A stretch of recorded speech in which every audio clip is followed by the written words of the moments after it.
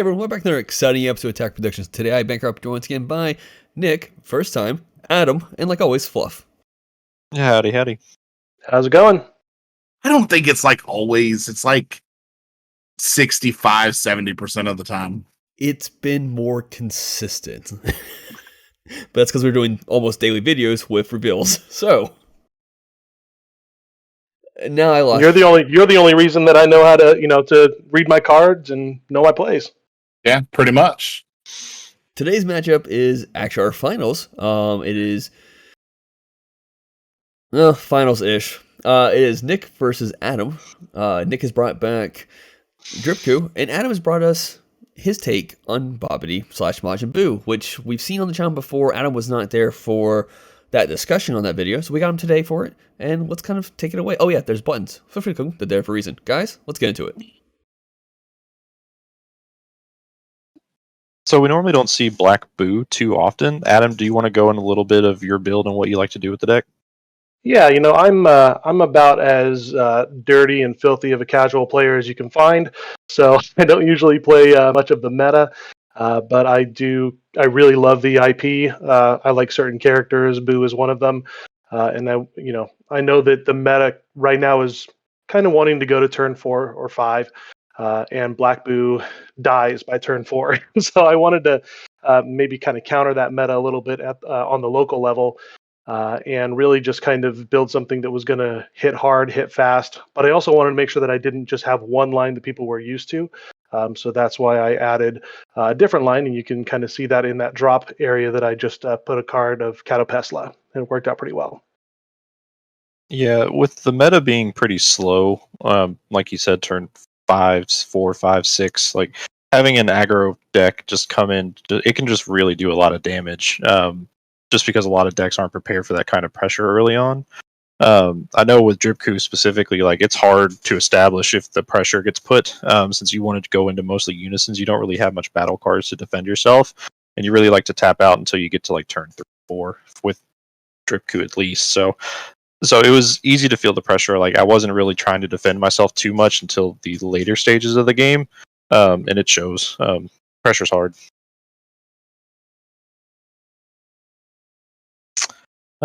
So here I go into my searches, just to start the Unison chain off. One of the things I updated to this deck was I put in the Trunks and Gohan, the empowered Unisons.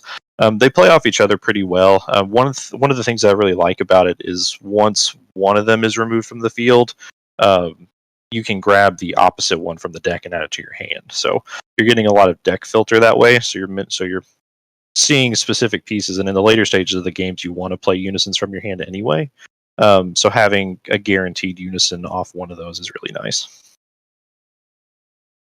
I was gonna ask, do you do what's your ratio? I think a 2-2 would just be perfect fit for it if you were to do it.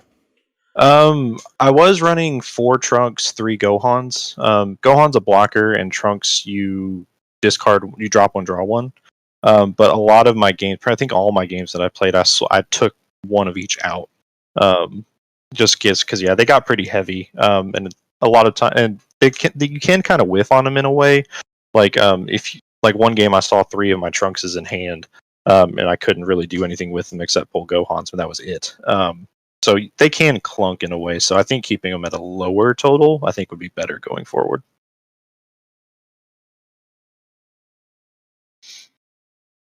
So in this, in the Buu build that I've got here, Black Buu, I really like that Piccolo Unison. It's a nice addition because it allows you to +2 and discard a card from your hand, which you're kind of using that drop area as a secondary hand for resources. And also on the Unawakened side, the leader actually gains 5k, so I can actually leave that leader on its opening face side for quite a while people are typically awakening pretty early. And also that Piccolo does get plus 5k for every 2 markers on it, so it gets pretty big pretty quick. Yeah, it threw me off a little bit when you weren't awakening immediately with the leader, because in previous builds that I saw with it, like most people just dump their hand immediately, then just going right into awakening. So I was it did throw me off a little bit. Seeing as you on your front side for a little while, I was like, that's odd, but it was interesting to see, which I thought was nice. I will say, when me and Adam played, like I think a month or so ago, it threw me off when his first battle card he played had nothing to do with the chain at all, but was a space police officer. It's such a good chain, and it costs nothing. I mean, you spend 2 energy and you basically get a card that's got a wall of text on it, a bunch of red icons on it, and that just scares people. And I think actually in this match a little bit later, Nick gets introduced to it, and it's pretty exciting. Yeah, and I mean, it's such a generic package. I mean, it's colorless inherently, so you can run it in anything if you wanted to.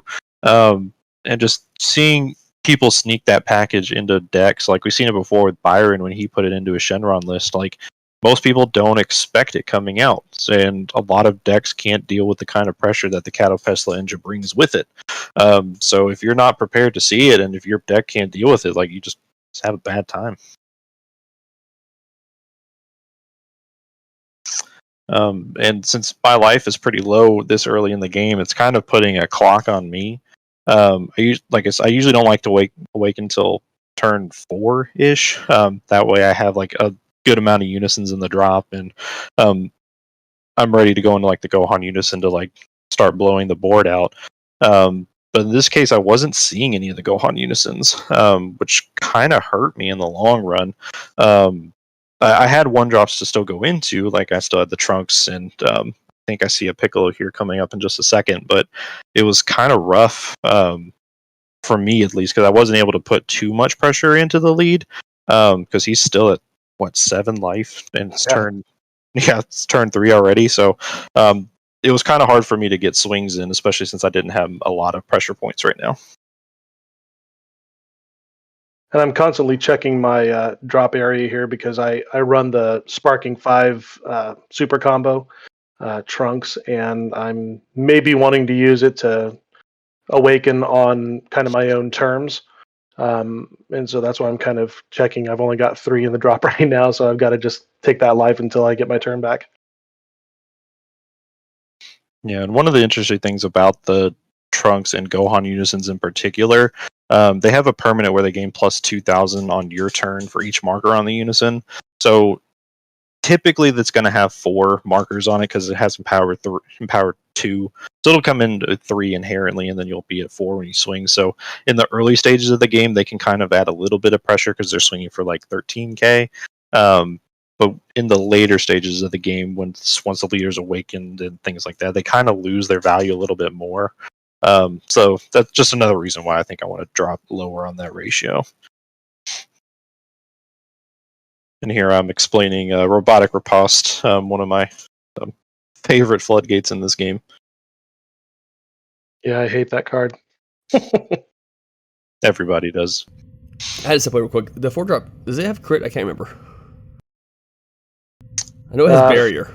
4-drop is just dual attack barrier. So and I was able to counterplay it with the Vegeta. Yeah, I did see that. My thing was that this is turn 3 now. Not paying the you get to the 1-drop on the board. Never mind to do that. Never mind. I was thinking the 1-drop effect where you pay the 2, that way it's all free. I forgot the 4-drop. Yeah. It's not part of the 4-drop's effect. It's part of the 1-drop's effect. Correct. Yep. So here I'm kind of deciding which line I'm trying to get to. And so we go ahead and play Bobbity, and this allows me to discard a card from my hand and retrieve that 2-drop Boo that kind of starts the whole chain if I don't have any cards in my hand.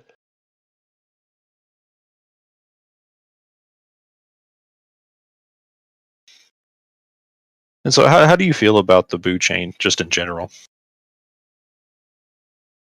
I think that the Boo chain is predictable, but I do think that there's also some flexibility.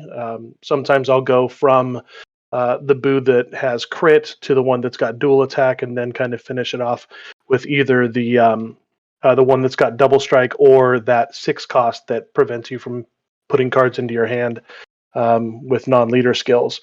So I think that there is some versatility, but I do think that a lot of people play it very linearly. And I think that if you can kind of just think outside the box a little bit and play the Buu chain for what your opponent is expected to do next turn, that really helps. This is a very interesting part right here as well, where you don't really have to. You don't have resources in your hands, so nothing really you need to pay for. So just being able to use your energy to swing with a triple strike here is pretty nice. Yep. Yeah, and having that effect as an activate battle is always such a mind game. Um, yeah, you have to respect it as the opponent player, because at any point they could just make it really big and big damage. So it'll always be a threat, even when it's in rest mode, because we've seen what Lord Slug package does to most decks, especially in this meta that draws so much. Having a card that stops your opponent from doing that it's honestly crippling. Yeah, it kind of turns off your, like, if you play a Vegeta, or if you play a Vegeta's, if it leaves, Piccolo's on entry, I think. But Yeah. any cards that gain you any form of advantage, you miss out on, unfortunately, including super combos. Yeah, which essentially the one drop unisons in Dripku is that's all their function. It's just to thin your deck out and draw engines, and not having access to that is pretty suckish. So now I'm kind of feeling, I've only got 5 cards in my hand, and that is scary for me. And you threw this final flash out at me, so my whole idea of you not putting cards into your hand from your deck is now gone because you've basically wiped my 6-drop Buu clean, so that permanent is no longer in effect. Yeah, and that was the reason why I did it too, because I needed some type of I needed my draws because my hand, like I was saying, was kind of booty at this point. At this point, like this is usually when I go into the Gohan Unison, because I would have been able just to wipe the board clean, and you would have had to start all over with your reestablishment. But in this case, I wasn't seeing one, so I was kind of just floundering because none of my pressure pieces were there at this point. So. And that kind of creates an interesting dynamic, because even though I may have like 4 or 5 cards in my hand, most of them I'm going to be able to combo with. Whereas with Dripku, most of your cards are going to be on the Unison side, which you can't combo with. Yeah, exactly. It makes it interesting, like offensively as the Dripku player, just because a lot of times what you swing with is what you get. If your opponent wants to out combo it, then that's pretty much on them to do. But like I said, without the ability to pressure this turn, it really creates an opening for you just to go to the throat, because I can't capitalize at this point.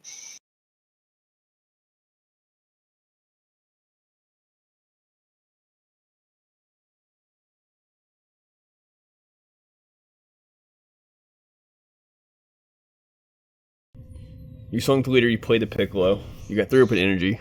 Are you debating about just passing turn, knowing that he has a really strong go-off turn, or are you going to try to apply more pressure? If I remember my hand correctly, I couldn't apply pressure. I think I had another Frieza in hand, if I'm not mistaken. I think I had a Realm of Gods in my hand, so like defensively, I was fine. But I don't think I even had. I couldn't. I don't think I had to swing with anything else. I might have had another. I think I had a Gohan Unison that I picked up off the trunks playing that. So that would have given me 1 swing. But even still, I would have had to combo up to do anything with it. So it was kind of sitting on bricks and playing 4 turns ahead essentially to see what I can do. And to be fair, this the Black Buu deck is a quite a gas cannon kind of a deck. I really lucked out with a lot of people not getting the stuff that they needed in their hand, but I'll take those wins however I can get them. So Yeah, and I guess I had a Vegeta in hand, which is decent enough for 1 swing. But like I said, typically at this point I like to go into Gohan, and then I do run Dragon Fist as another form of pressure too. And Dragonfish would have been pretty good in this because it would have stopped his skills from proccing. So he would have had a combo without access to like super combos and things like that. But again, it just came down to my hand being rather rather defensive and not really offensive. But And how even many of those Dragon Fists do you run in your deck? I run 2. It can be kind of clunky going any higher, but typically with my draw engines, I filter enough of my deck to see a lot of it. So it typically doesn't matter. It'll come up eventually, but in this case, it didn't. So Like now you passed to me turn 4, and so I'm pretty excited about possibly being able to go pretty hard at this point in time because I've got a lot of energy and most of my battle cards cost either 1, maybe 2 for the evolve target. And so right now what I'm doing is just trying to clear your board of any combo possibilities. So I'm using the effect on the Buu to discard a card and put one of your 3 cost or less underneath. Just try to control the board a little bit. Yeah, and like I said, I had the other robotic riposte in hand, so I'm hoping this is enough to slow you down because I do know you go battle card heavy, of course. So I thought this would be kind of enough, but we'll see. And what was interesting about that is, my leader, it's a 15K. There's not really a whole lot of flavor on it other than the activate mains. So it's very easy for me to just kind of turn that sideways if I need to continue to attack through riposte. Yeah, it's interesting when we see decks with a lot of leader focused abilities and going heavy on that, and having one that is just essentially your target to tap. It's pretty counter meta, especially to this right now. Mm-hmm. Yeah, and that Vegeta that you just played to rest the Catapesla, fortunately for me, the evolve target off of that allows it to get back to active mode, which is really nice. This thing's a beast. What, dual attack, double strike, crit? 30K, yep. And you don't gain anything off the leader swing, so yeah, tapping the leader is not a bad option here.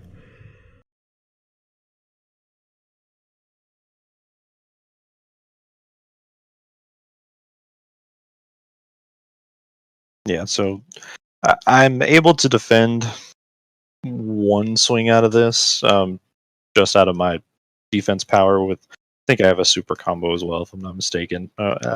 Maybe. And out of a reminder, technically the card's already in rest mode, and it stays in rest mode until the end of battle, then it restands. Yeah. Well, and the card has barrier anyway, so it does have barrier. I forgot about that. Yeah. Yeah.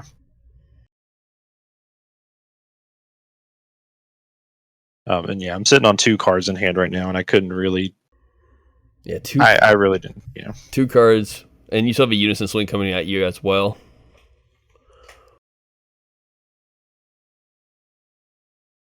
So even you didn't even really need to combo in this swing anyway. There's no way I would have been able to get over 30.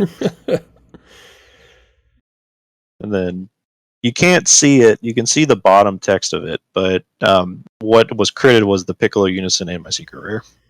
Oh. Yeah. That could have been important. Yeah, it's one of those you hate to see it things. And the secret rare in this is the go on Piccolo, so it could have been a big change, at least on offense. But so unless I was missing something, why not swing with the Unison? I didn't have anything to rest. You don't have riposte. to for riposte. Oh. Riposte states non-Unison. Non-Unison? Then I should have swung. I just wanted him to wallow in his defeat with only 2 cards in hand. it worked, honestly. Out of curiosity, Nick, when he just said pass, what was the mindset there?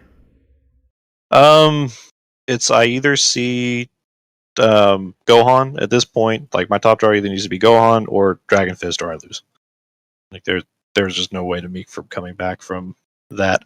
I was also in this turn too. I also wanted to check my drop area to see if I could get the 8 Unisons to activate the effect on the lead.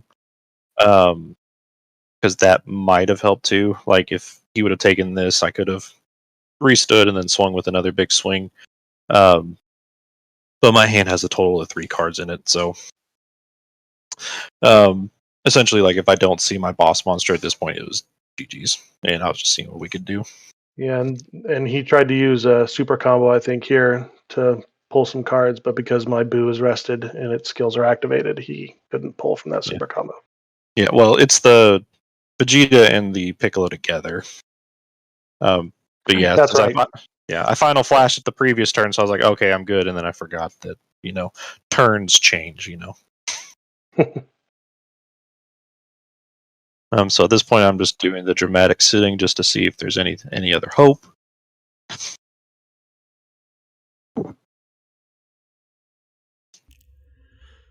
Doesn't look like it, man. It's not. It's hard to play the game with one card in hand.